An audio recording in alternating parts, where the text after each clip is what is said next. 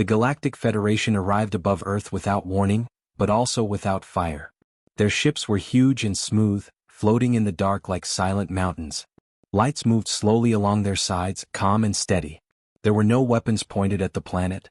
No threats were spoken. Everything about them looked peaceful, careful, and controlled. From the main human station in orbit, Captain Alan Wright watched the ships appear on the screens. He was a calm man with gray at his temples and tired eyes. He had seen wars, talks, and broken promises before. Still, even he felt a tight feeling in his chest as the unknown fleet settled into place.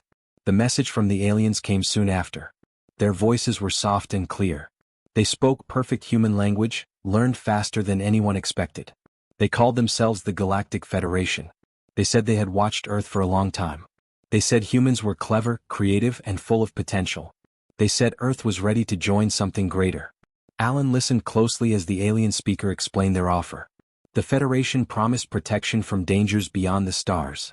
They promised stable trade, shared knowledge, and peace. In return, humans would follow Federation rules. There would be order. There would be guidance. There would be limits, but the aliens spoke of limits as if they were gifts.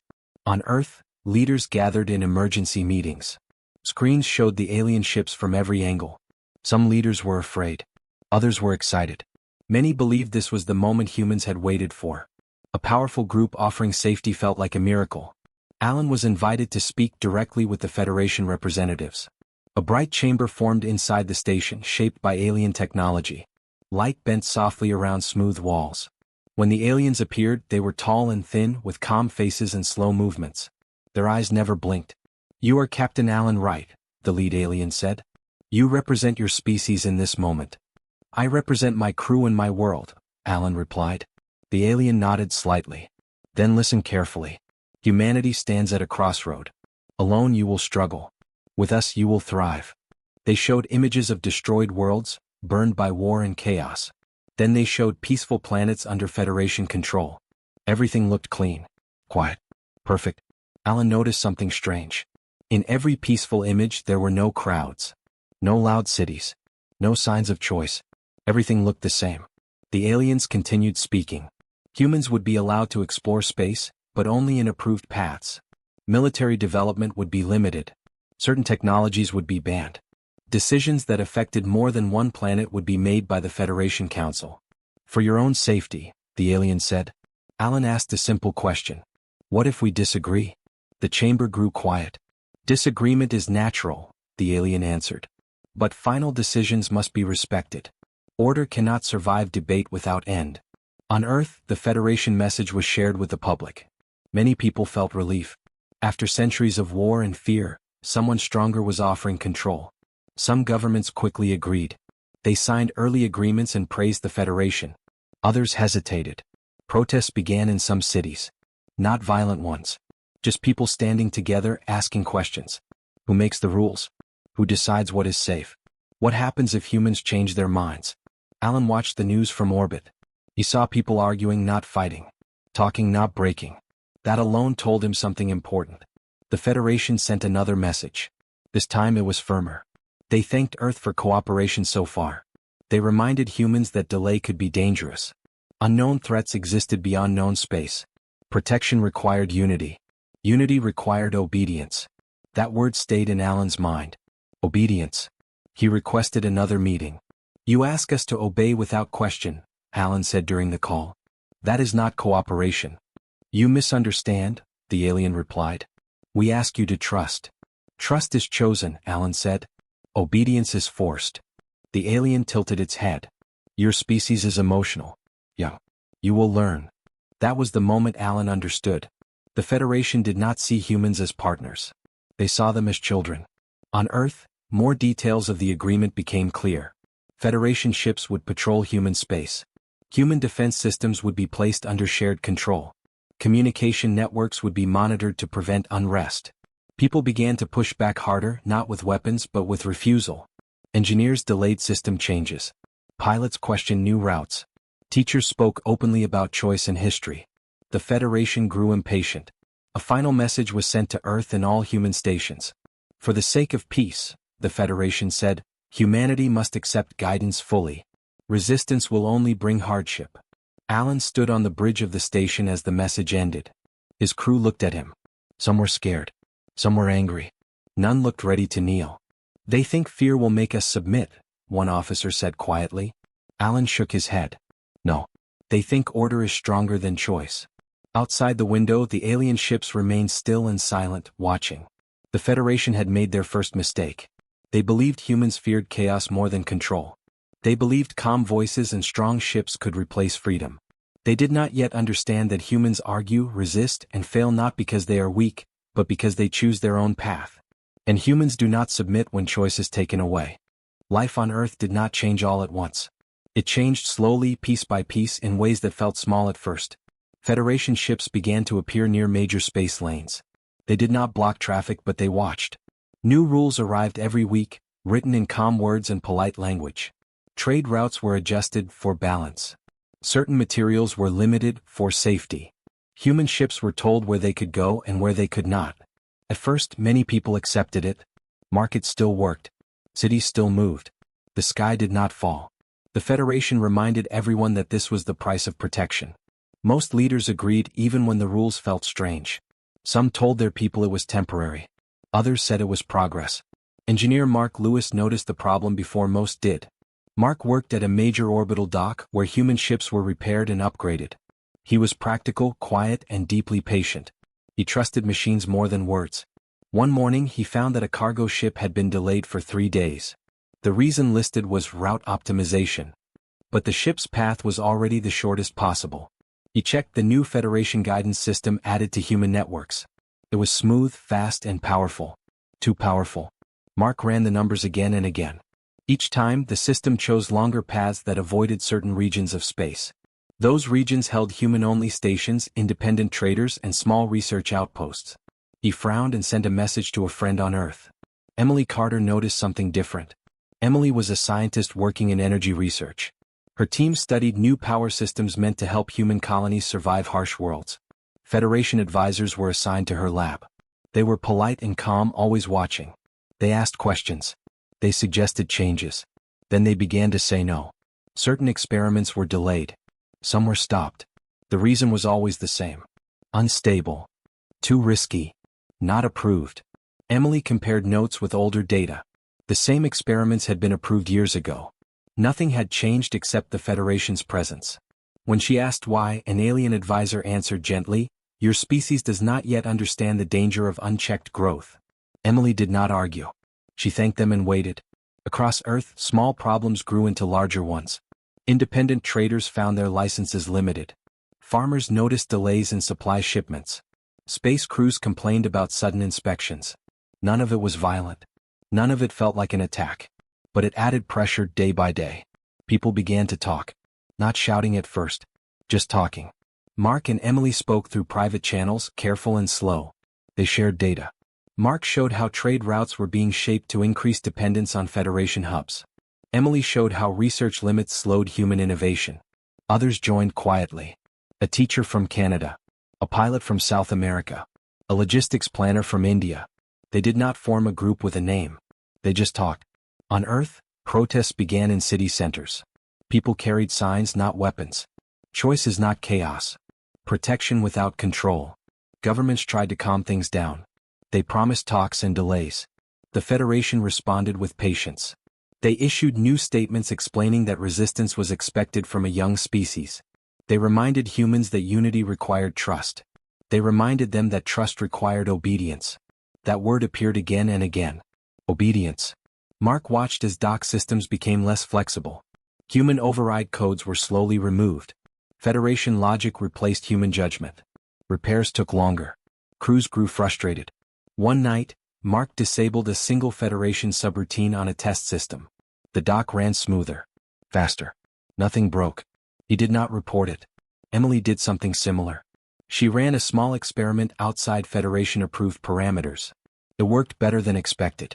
Energy output increased. Stability improved. She shared the results not with officials but with other scientists. Across borders, humans began to help one another quietly. Old rival nations shared resources.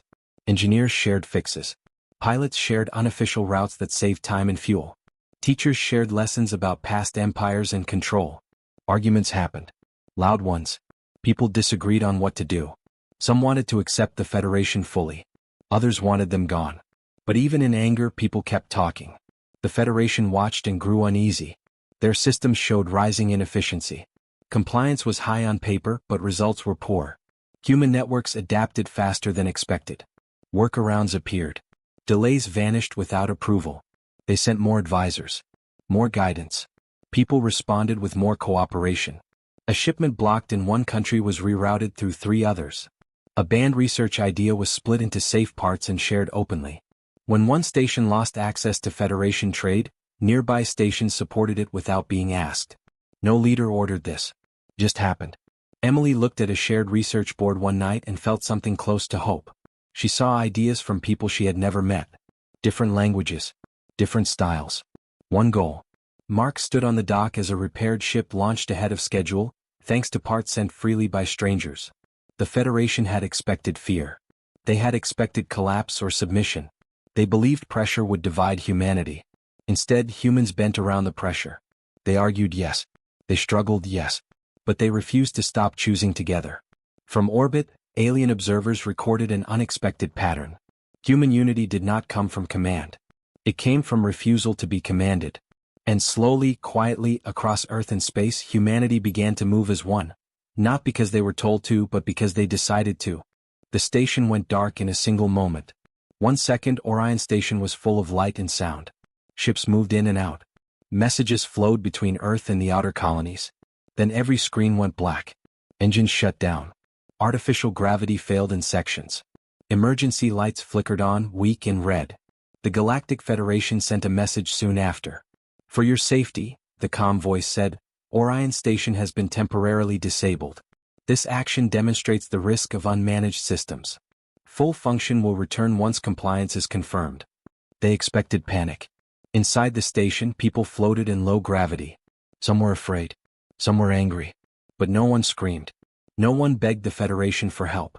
Commander Lisa Grant took control of emergency channels. Stay calm, she said. We've trained for worse. On Earth, news spread fast. Orion Station was one of the largest human hubs in space.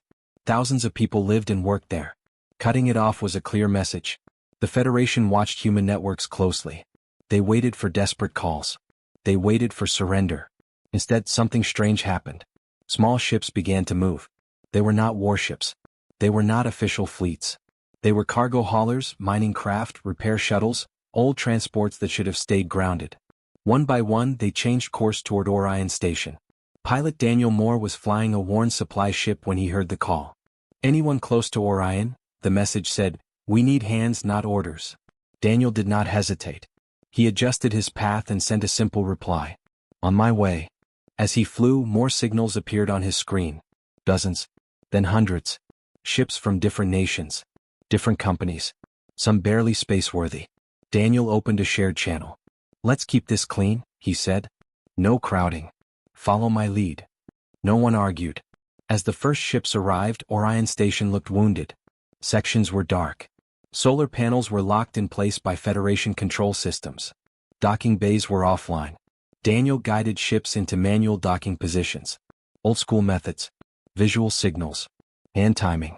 Inside the station, engineers grabbed tools that had not been used in years. Wrenches. Cables.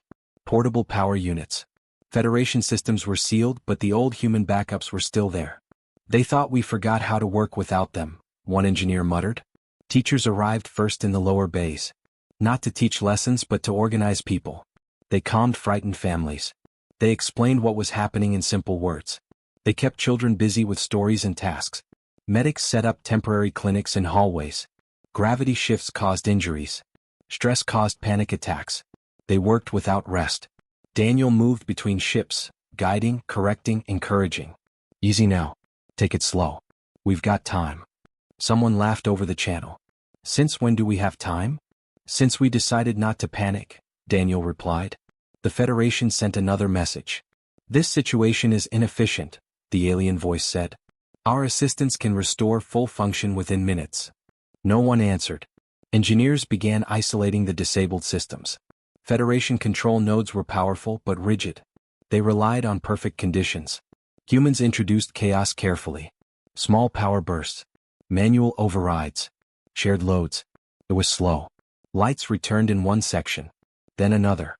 Gravity stabilized deck by deck. The Federation watched in disbelief. Their models showed failure. Human systems should not function like this without central control. More ships arrived. Some brought spare parts. Some brought food. Some brought nothing but people willing to help. Arguments broke out, but they ended fast. Try it your way. No, that won't work. Wait, combine both ideas. Mistakes happened. A power surge knocked out a restored sector. People cursed, then fixed it again. Daniel docked his ship and joined a repair team. He handed tools. He followed instructions from engineers half his age. Hours passed.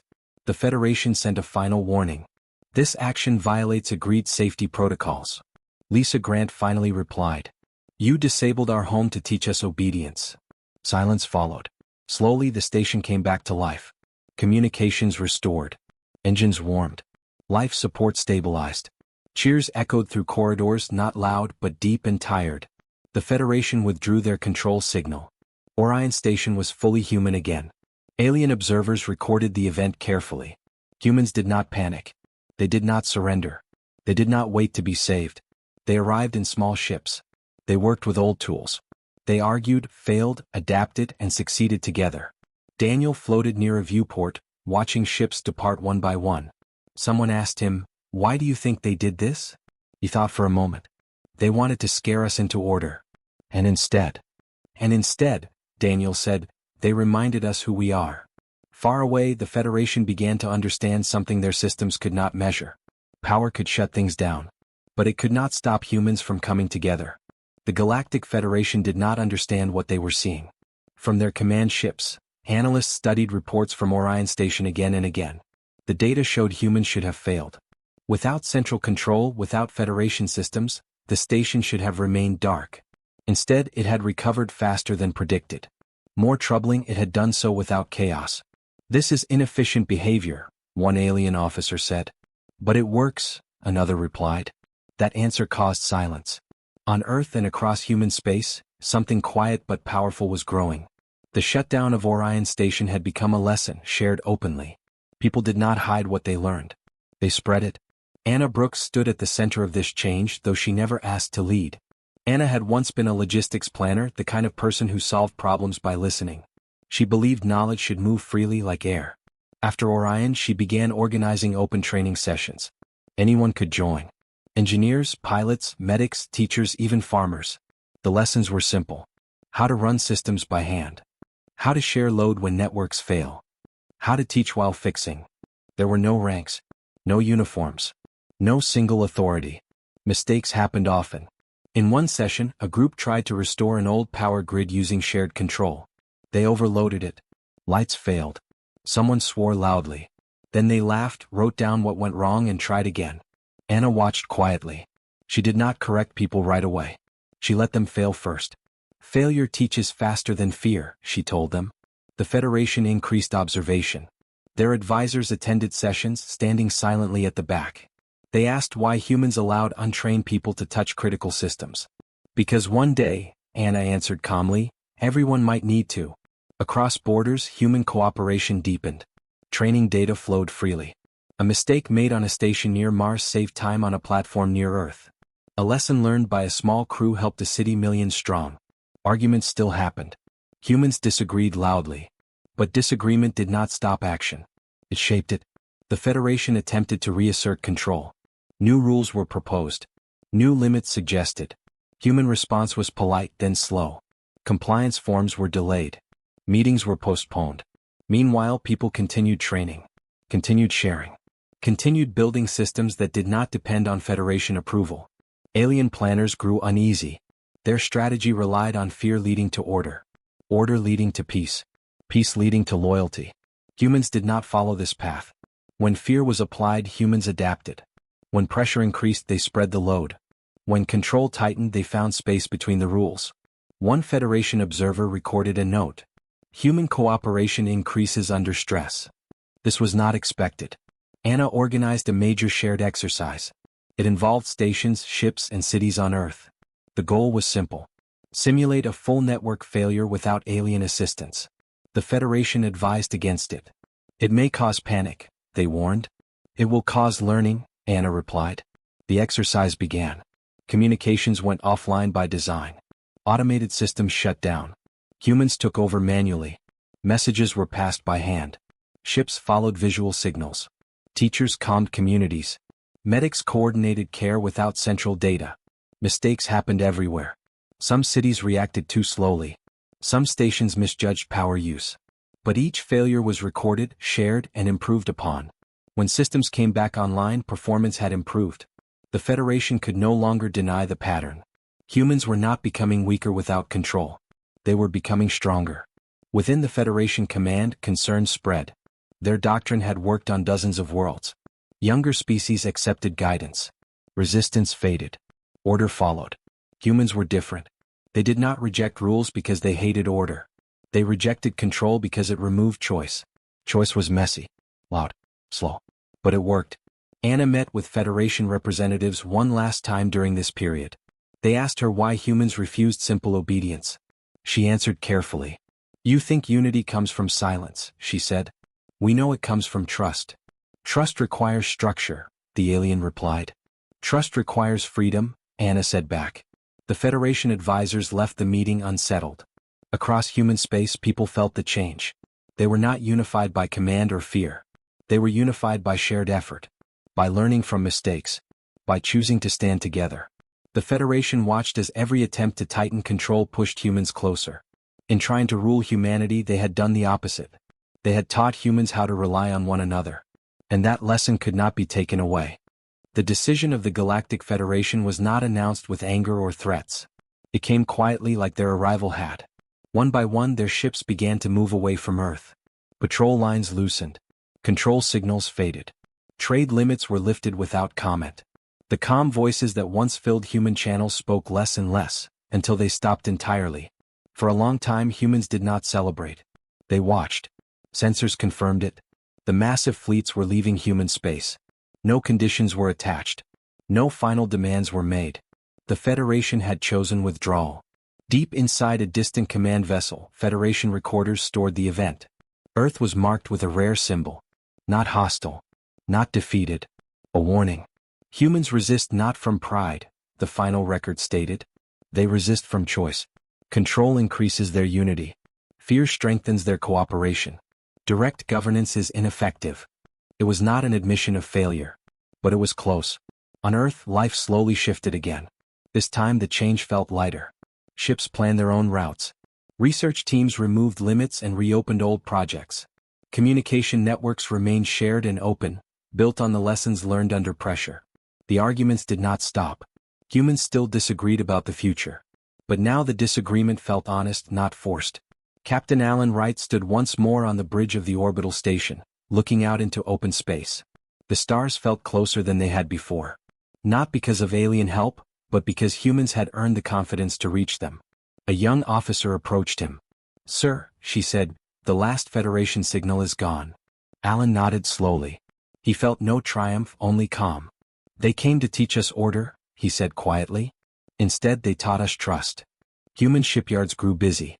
New vessels took shape. They were not perfect. Some were rough. Some were experimental. All were human. Crews formed from many nations. Engineers argued over designs. Pilots tested limits.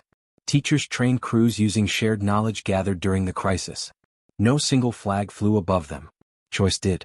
As the first new ships launched beyond known space, messages flowed freely between them. Warnings were shared. Mistakes were admitted.